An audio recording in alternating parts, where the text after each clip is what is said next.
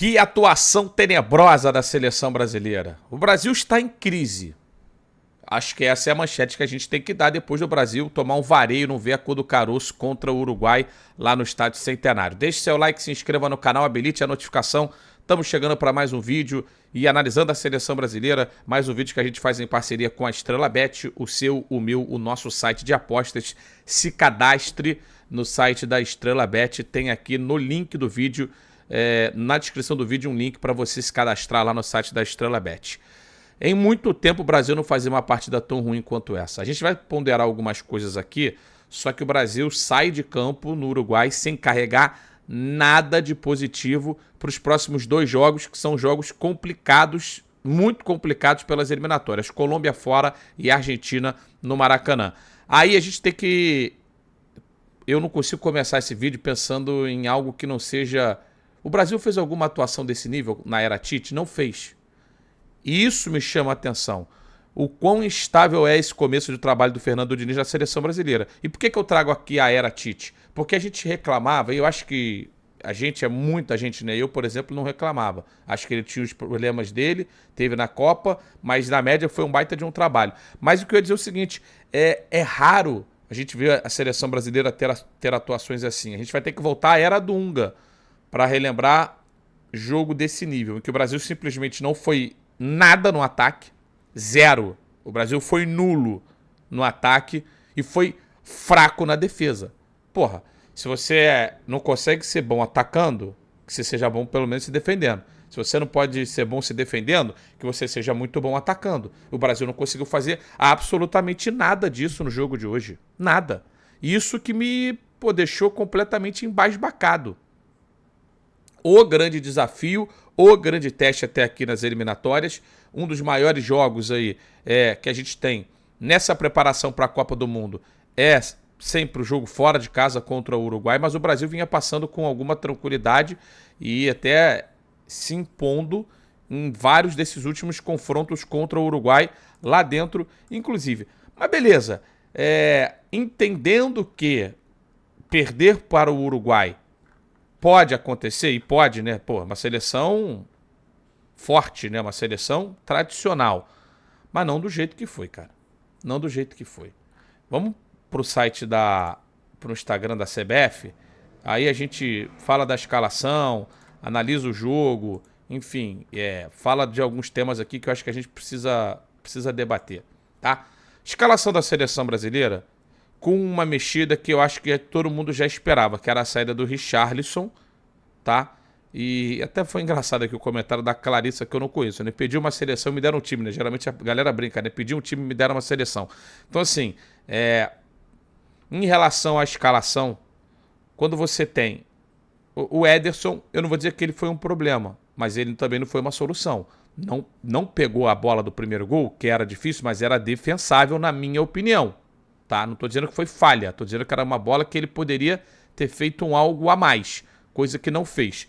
Ian Couto, não gostei da partida dele, mas não vou culpá-lo. Eu acho que ele não foi bem ofensivamente, como o Brasil não foi, também ele foi ele foi débil defensivamente. Então, na combinação é ruim, mas assim foi todo o time do Brasil. Então também não vou colocar nas costas do menino que fez o seu segundo jogo com a camisa da seleção. Marquinhos. Cara, o que aconteceu com o Marquinhos? O futebol dele tá muito pequeno. Não tá aparecendo. O Gabriel Magalhães, eu também tenho algumas restrições ao Gabriel Magalhães, mas também participou negativamente dos dois gols. Não é por isso que eu vou chegar aqui e vou analisá-lo, vou analisar jogo a jogo. No jogo de hoje, ele, assim como o Marquinhos, foi muito mal. Tá? Isso que eu tô analisando individualmente, ainda nem entrei na análise coletiva. Carlos Augusto, talvez de todos ali na defesa, o que tenha menos comprometido o andamento do jogo. Casimiro, mal demais. Bruno Guimarães, eu vou colocar talvez o Guimarães até numa posição pior ainda, porque ele participou menos do jogo do que o Casimiro, ele não conseguiu aparecer. Aí, para mim, mais um problema do coletivo. Neymar Júnior, que se recupere, né? Teve uma lesão aí, a gente torce para que não seja a mais grave possível, que seria uma ruptura de ligamento, mas ao que parece, o que aparenta ser, né, é essa. Mas mal, ele estava mal demais no jogo, a bola chegava nos pés dele, ele não dava sequência à jogada. Eu vou entrar na questão do coletivo e por que essas individualidades acabaram sendo também tão ruins. Vinícius Júnior, péssimo. Péssimo. Rodrigo, mal. Gabriel Jesus brigou, mas ele brigou e para fazer o que ele precisa fazer, que é atacar, não teve jogo para ele também. Aí os que entraram, cara, o Richarlison não era para ter entrado. Aí vamos entrar já no aspecto coletivo e depois a gente pontua também os substitutos, tá? Gente, a estratégia do Brasil começou ali e estava muito clara, né? O Brasil queria ter aquela bola na defesa, de repente atrair o Uruguai, para depois de atrair o Uruguai conseguir ultrapassar. E na hora que ultrapassasse essa primeira linha de marcação, tentaria criar alguma jogada perigosa. Aconteceu algumas vezes. Apesar do Brasil não ter criado oportunidades, essa estratégia ela poderia ter dado certo se o Brasil tivesse construído jogadas perigosas depois de ter ultrapassado a primeira linha, coisa que não aconteceu. Então vamos primeiro analisar esse aspecto da estratégia, que não foi dos piores, mas a execução foi muito ruim, tá? Entenda, separando aqui o pensamento da execução. O pensamento faria até sentido, realmente o Uruguai se expôs em vários momentos, tentou atacar, né, eu digo, com a marcação, subir a marcação em vários momentos, recuperou bolas, mas também permitiu que o Brasil superasse essa primeira linha de marcação várias vezes. Só que aí, cara, aí eu vou pro aspecto individual. Pô, esses 4 caras do meio pra frente, os 3, né, que tem a responsabilidade da criação, Neymar, Vinícius e Rodrigo, não fizeram absolutamente nada. Eles estiveram muito, muito mal tecnicamente. É culpa deles e também do todo, mas aí transferindo um pouquinho pro individual. Pô, bicho, tem que caprichar. O Vinícius Júnior, mas tá muito mal. Sim, foram 2 partidas do Vinícius muito abaixo. E quando eu falo assim é porque o cara que hoje é o principal jogador do futebol brasileiro na Europa. Com uma partida tecnicamente muito fraca. E sendo que ele teve em algumas possibilidades campo para correr, que é no que ele é bom, né? No que ele é excelente, ele é ótimo em muitas outras coisas. Mas, pô, o Bruno Guimarães não conseguiu participar do jogo. Então, como o Brasil estava só com a bola na defesa, e quando passava da defesa ela já ia para os 3 ou 4 jogadores de ataque, esse meio de campo do Brasil não tocava na bola. E quando tocava, só tocava para fazer passe de retorno. Casemiro e Bruno Guimarães fizeram muito isso no jogo. Eles não participavam muito da construção. Eram toques para trás ou lateralizados e aí o jogo não fluía. Culpa do Diniz. Sim, esse jogo você tem que incluir. Você tem que encontrar uma maneira de botar esses meio-campistas com qualidade para jogar. O Casemiro ainda tem tido dificuldade de se adaptar a esse jogo do Diniz. O Bruno Guimarães é mais fácil para ele. Só que ele não foi incluído no plano de jogo hoje, né? No plano sim, mas na execução do plano. Não foi incluído, ele não participou do jogo. Não participou do jogo. E aí, quando o Diniz teve que fazer as mexidas, lembrando que assim, o Brasil não estava sendo super agredido no primeiro tempo também. O Uruguai não fez porra nenhuma. O Uruguai esforçou a bola na primeira no lance do gol. Estavam talvez um pouquinho melhor que o Brasil? Talvez, porque era mais agressivo, mais direto. Pegava a bola e atacava. Só que também não criou nada. Aí, pô, sai um lateral. O Marquinhos vai mal na jogada, o Gabriel Magalhães vai mal na jogada e o Darwin Núñez fica, pô, sozinho para cabecear, contrapé do goleiro, mas eu acho que, como eu falei, não vou culpar o Ederson, acho que poderia ter de repente feito algo melhor ali, né? Aí, pô, quando machuca o Neymar, pra mim ali o erro do Fernando Diniz foi ter colocado o Richarlison. Você ali matou uma possibilidade de trazer mais um meio campista. Você tava com o meio campo fragilizado. O Neymar já tava recuando muito para armar. A melhor opção talvez fosse o meio campista. Vamos para as opções que o Brasil tinha. Rafael Veiga. Eu vou botar o Matheus Cunha como esse homem de aproximação, se você quiser. Não sou tão fã dele nessa função. Rafael Veiga, André e Gerson. Eram essas 3 alternativas que ele poderia colocar no meio de campo. Eu teria ido com uma das 3. Para dizer quem eu teria escolhido, Rafael Veiga. É mais próximo da função do Neymar, desse ponta de lance, desse cara de finalizar e ajudar um pouquinho, minimamente, na construção. Mas não fosse ele, teria ido de Gerson, tá? Aí no segundo tempo, quando o Brasil tava perdido, o Brasil tava assim, perdido no campo, não fazia nada. Nada, nada, nada. Sem meio de campo nenhum. Aí o Diniz, ele com 28 minutos, é isso? 28 minutos de jogo, ele vem e coloca o David Neres no lugar do Ian Couto e o Arana no lugar do Carlos Augusto. Arana no Carlos Augusto, sem problema nenhum. Poderia acontecer até porque seria um cara mais ofensivo, mais capacidade de criar por dentro e por fora. O David Neres, coitado, ele entrou numa podre, numa roubada e o Brasil tomou o gol 1 minuto, 2, 3 minutos depois desses caras terem entrado. Com mais uma contribuição da defesa, aí você coloca especificamente na jogada Gabriel Magalhães e Casimiro.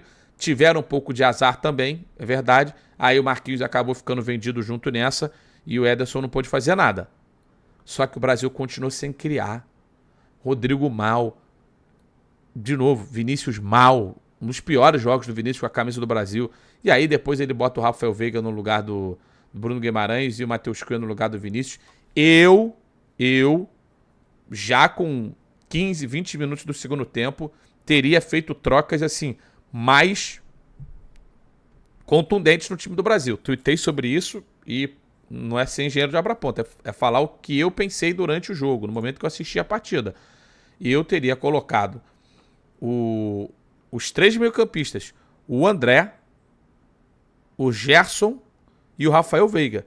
Teria tirado Casimiro, Bruno Guimarães e como ele tinha colocado o Richarlison aos 42, por uma questão até de energia, teria tirado o Gabriel Jesus. Botaria esses 3 caras no meio de campo. O Brasil precisava precisava trabalhar a bola e não conseguia trabalhar a bola no meio de campo.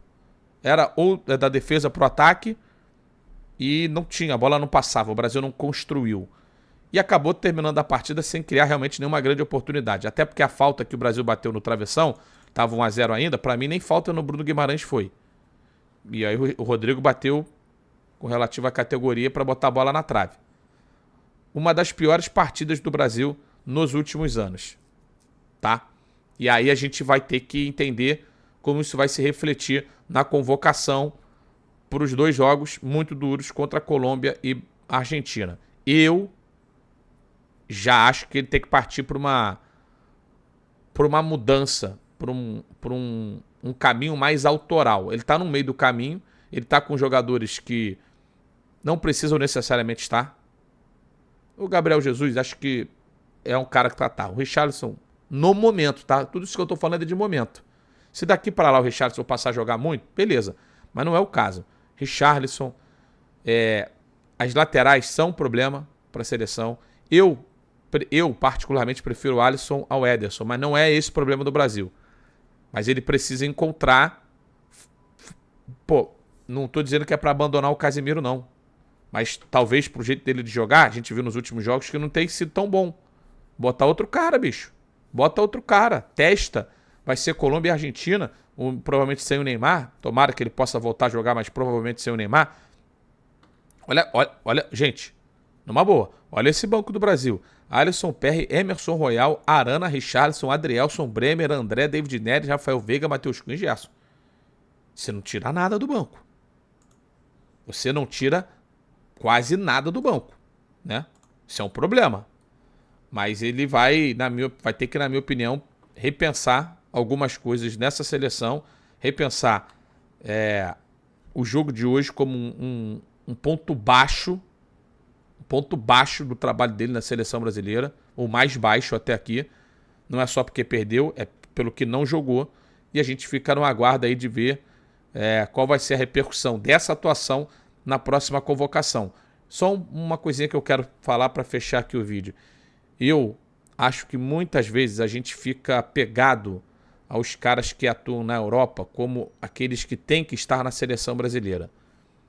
Na média, realmente, aqueles que atuam nos grandes times do futebol europeu são melhores do que aqueles que atuam nos principais times do futebol brasileiro. Mas a gente não pode ignorar que a gente pega adversários aqui na América do Sul cujos jogadores atuam não necessariamente nas principais ligas. Vários atuam no Brasil, por exemplo. Por exemplo. Então, olhar para quem está aqui em boa fase, e aí eu vou falar o nome do Tiquinho Soares, que é um dos principais, ou o principal jogador do Campeonato Brasileiro. Precisamos, o Adrielson até que foi convocado depois do corte do Nino, mas o próprio André, que estava na seleção para jogar mais minutos, e outros, cara, e outros. Eu acho que o Brasil sai dessa data FIFA muito arranhado e sem confiança. E vai pegar pela frente Colômbia fora e Argentina. Olha, fechando aqui o vídeo, quero saber da sua opinião, o que você achou da seleção brasileira. Deixe o seu like, tá? Se inscreva no canal, se cadastre também no site da Estrela Bet, tá na descrição do vídeo o link para você se cadastrar por lá. Muito obrigado e até a próxima. Hoje foi feio, hein? Beijo para vocês.